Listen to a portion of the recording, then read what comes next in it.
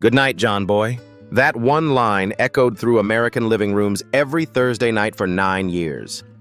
The Waltons, a Depression-era family, a Virginia Mountain 12 unforgettable faces. But behind the warmth of that farmhouse, the real lives were messier, stranger, and far more extraordinary than anything in the script. One actor lost half his hearing and never told anyone. One suffered a stroke mid-season. One stood before Congress. One vanished completely. Meet Richard Thomas, the boy who became John-Boy Walton. Number 1. Richard Thomas as John-Boy Walton. Before he was America's most beloved eldest son, Richard Thomas was a 7-year-old boy standing in the wings of Broadway, the child of 2 New York City ballet dancers who had built their lives around movement and discipline. He grew up not in poverty-stricken rural Virginia, but in the polished world of Manhattan art schools and rehearsal studios. When he landed the role of John-Boy Walton in 1972, at just 20 years old, nobody could have predicted that a character scratching words into a journal by candlelight would define an entire era of American television. What almost no one knew was that Thomas had already appeared opposite Paul Newman in Winning 1969, before the Waltons ever existed, and that by his early 30s, he had quietly lost 50% of his hearing to a rare bone disorder called otosclerosis, wearing hearing aids ever since, while almost no one in his audience ever noticed. He left the series deliberately after season 5, determined not to become John Boy forever. That decision proved both wise and futile. His marriages told a complicated story.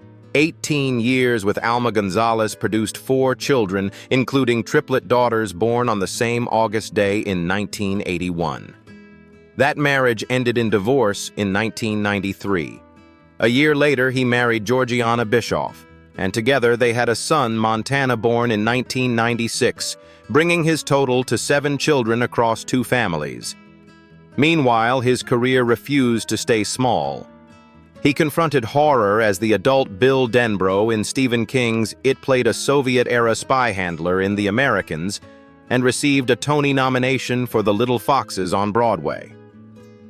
In 2026, Thomas is 74, actively touring North America with the one-man show Mark Twain Tonight, while simultaneously appearing in Manhattan theater clubs The Ballisters on Broadway. His hearing aids remain. His presence remains larger. He never fully escaped John Boy, but perhaps at 74, he has finally made peace with the boy who made him. Some roles follow you home and become the best part of the house. Number 2.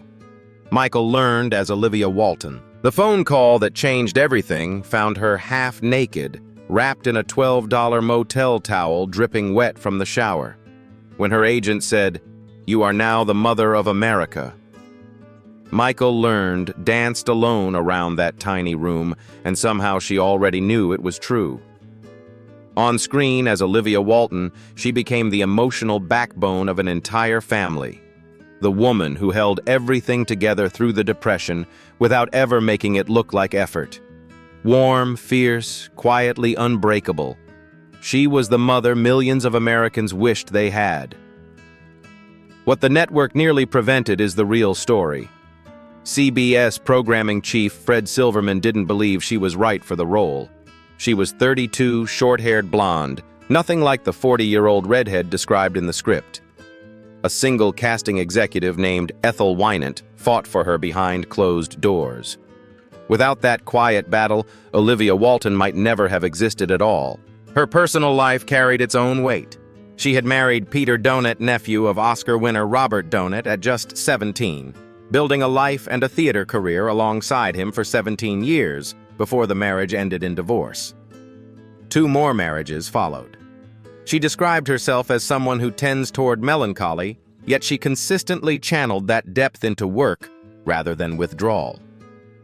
After leaving the Waltons in season 7, her character was written out with tuberculosis proof of how irreplaceable she was, and she immediately won a 4th Emmy for the medical drama Nurse, 1981, refusing to be defined by a single role.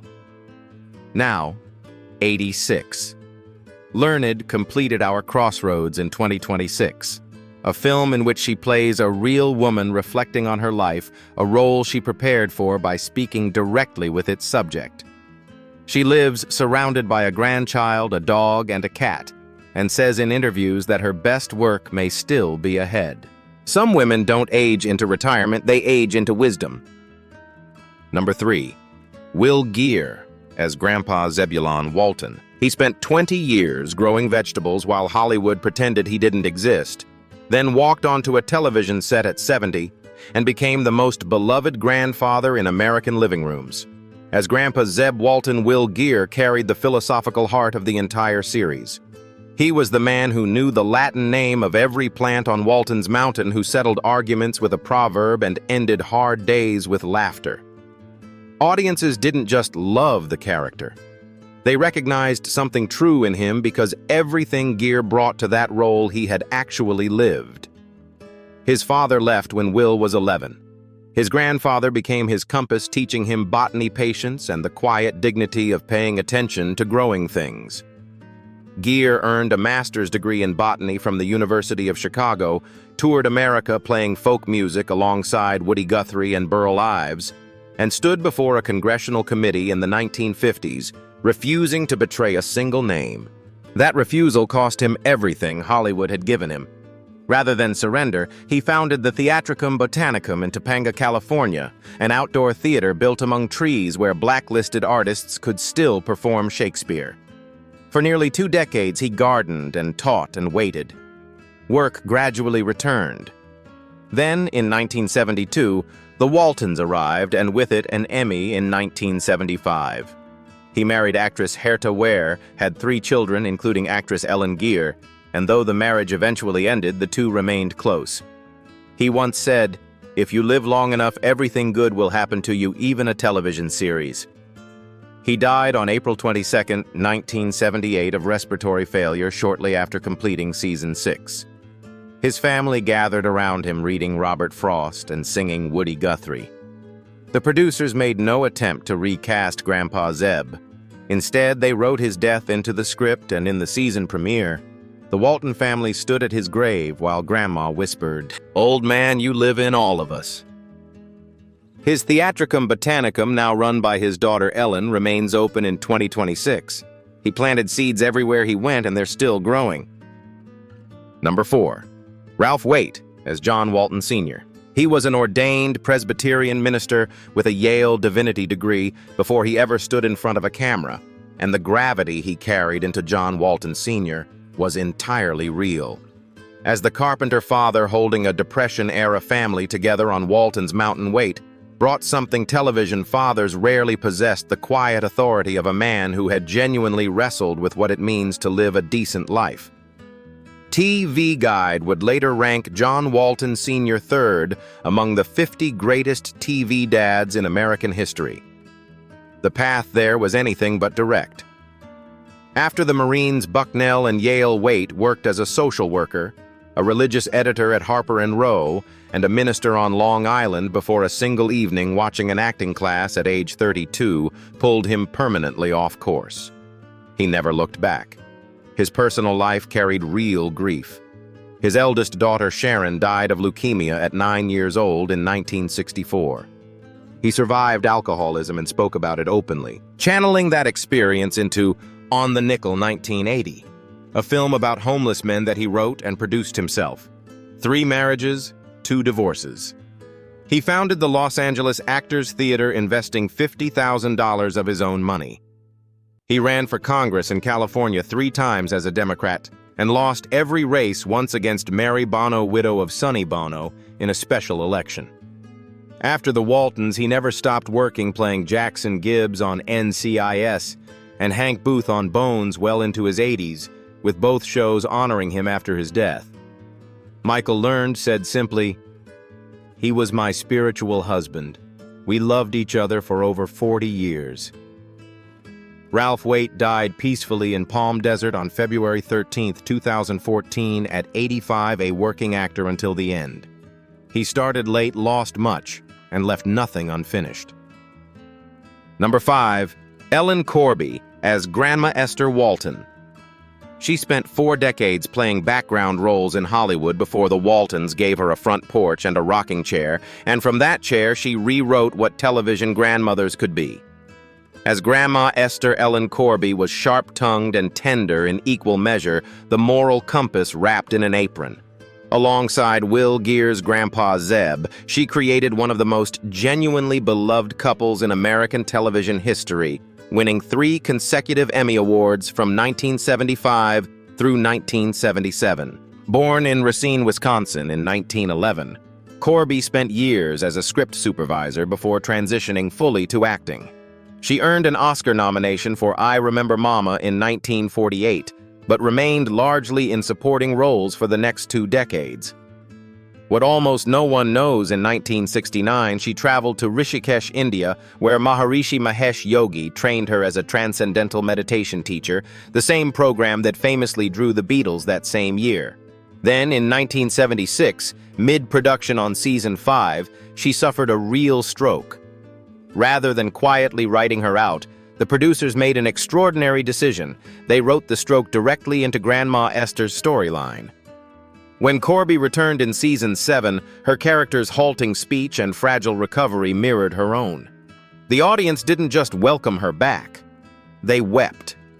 She continued appearing in Walton's reunion films into the 1990s, her presence carrying the full weight of everything she had survived. Ellen Corby died in 1999 at 87 years after the cameras had stopped, but never truly forgotten. Real life wrote her best scenes and she delivered every one. Number 6. Judy Norton as Mary Ellen Walton. She was 14 years old and had exactly 1 television credit when she walked onto Walton's Mountain, and she would stay for 9 seasons, all 6 reunion films, and as it turned out, the rest of her life in ways she never expected. As Mary Ellen Walton Norton played the eldest daughter who refused to be quietly obedient, headstrong, fiercely independent, determined to become a nurse in a world that expected her to simply marry well. Audiences loved her precisely because she pushed back. Born in Santa Monica in 1958 with no acting family and no formal training, Norton's casting was pure chance.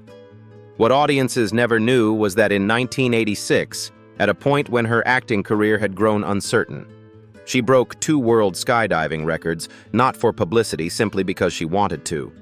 Her personal life moved through 3 marriages, first to Douglas Taylor, then to Randy Apostle, with whom she relocated to Canada to co-manage 2 dinner theaters, and finally to Robert Graves in 2002, a partnership that has lasted. Acting work came sporadically, a recurring role in Stargate SG-1 smaller projects scattered across the years.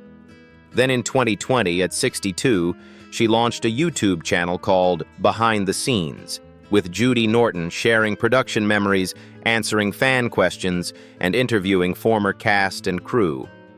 By mid-2025, it had grown to over 540 videos updated every few days, the most active living archive any Waltons cast member has ever built. Now 67 and living in Canada, Norton shows no signs of slowing. The channel keeps growing, the fans keep arriving, and she keeps showing up for them. She jumped from planes and then built something that actually lasted. Number 7.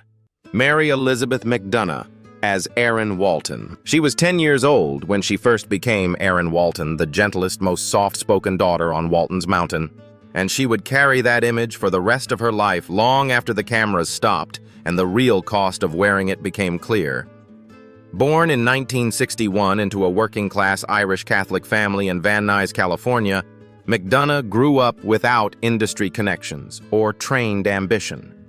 She was simply a child who loved theater, then suddenly a television star. What the audience saw was Erin's quiet warmth. What they didn't see was a young woman growing up under Hollywood's unspoken pressure to look a certain way. After the Waltons ended, that pressure caught up with her. She got breast implants, and years later, when they ruptured and leaked, her immune system collapsed. 8 years passed before doctors finally diagnosed her with lupus. During that time, many dismissed her symptoms entirely. Rather than withdraw, she became founding president of Lupus LA, and testified before the United States Congress on women's health and the dangers of silicone implants. She was also the first cast member to write a memoir about the show. She directed For the Love of May, featuring original Waltons actress Patricia Neal, and her 2018 novel was adapted by Hallmark Channel. Now, 64, living in Colorado with her husband Don and daughter Sydney, her lupus is in remission. She continues acting, appearing in Holiday Touchdown 2024 and Sod and Stubble 2025, and remains active in women's health advocacy. The quietest girl on the mountain found the loudest purpose. Number 8. Jon Walmsley as Jason Walton. There is a quiet irony in the fact that the most musically gifted Walton child was played by a boy who had emigrated from Blackburn, England, someone who spent his childhood absorbing American culture from the outside before being asked to embody it on screen. As Jason Walton Walmsley was the family's gentle soul, the one who expressed what words couldn't reach by picking up an instrument. Where John-Boy processed the world through writing, Jason processed it through music, and audiences felt every note of it. What almost no viewer ever knew was that in 1977, while still associated with the Waltons, Walmsley lent his voice to Christopher Robin in Disney's The Many Adventures of Winnie the Pooh, a detail so quietly buried it rarely appears in any profile written about him. When the series ended, he made a decision that surprised no one who truly understood him. He returned to England and built a real music career. He joined Richard Marx's touring band in the late 1980s and appeared in 2 of Marx's music videos. He collaborated with Greg Allman, and the Doobie Brothers worked as a producer and sound engineer, and in 2017 released his first solo album, Goin' to Clarksdale, rooted in the blues tradition of the Mississippi Delta. Today, he lives quietly in England, largely absent from social media and public interviews, a deliberate choice that speaks louder than any statement. The music continues. The spotlight does not. He played the quiet one and meant every word of it. Number 9. Eric Scott as Ben Walton. Most child actors spend their adult lives chasing the spotlight they once had. Eric Scott simply decided he'd rather build something real instead, and that choice turned out to be the most fitting ending his character could have written. As Ben Walton, Scott played the most grounded of the Walton brothers, pragmatic, outward-facing, uninterested in dreams that couldn't be touched or measured. While John-Boy wrote novels and Jason played guitar, Ben wanted to build a business, earn a living, and make something tangible from his effort. There was no poetry in Ben's ambitions, only honest, unglamorous resolve. Audiences respected that quiet practicality, even if the character rarely claimed center stage. When the Waltons ended, Scott made a few appearances, a guest role here. A small part in the indie horror film The Loch Ness Horror in 1981 before stepping away from the entertainment industry with notable lack of ceremony. He went through several marriages, settled into California life, and eventually took ownership of Chase Messengers, a parcel delivery company he has operated there ever since. He still surfaces occasionally for cast reunions, warm and unpretentious, exactly as audiences might have hoped Ben Walton would turn out.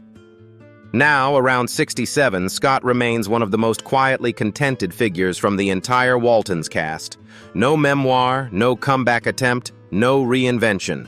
Just a man running a business in California, showing up when the family gathers, and living precisely the life his character always wanted. He played the practical one and proved every word of it. Number 10. David W. Harper as Jim Bob Walton. Of all the Walton children who grew up on screen, David W. Harper is the only one nobody can quite account for, and somehow that feels entirely right. As Jim Bob Walton, Harper played the youngest brother with an easy, unforced charm, mechanically curious. Perpetually optimistic, the kid who dreamed of becoming a pilot and kept the family's heavier episodes from growing too grim. He wasn't the writer or the musician or the rebel. He was simply the one who made people smile, and on a show that could carry real emotional weight that mattered more than it looked. Harper joined the cast around the age of 10 and stayed for all 9 seasons and every reunion film, growing visibly from a gap-toothed boy into a young man across nearly a decade of television. When the series ended, he stepped into two more projects, the CBS miniseries The Blue and the Gray, and a small role in the 1985 comedy film Fletch. And then quietly, he stepped away entirely. No farewell interview, no memoir, no social media presence to speak of.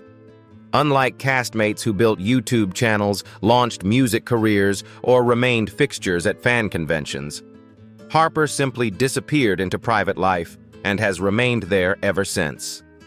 Around 64 years old in 2026, his current circumstances are genuinely unknown, not rumored, not speculated, simply unconfirmed.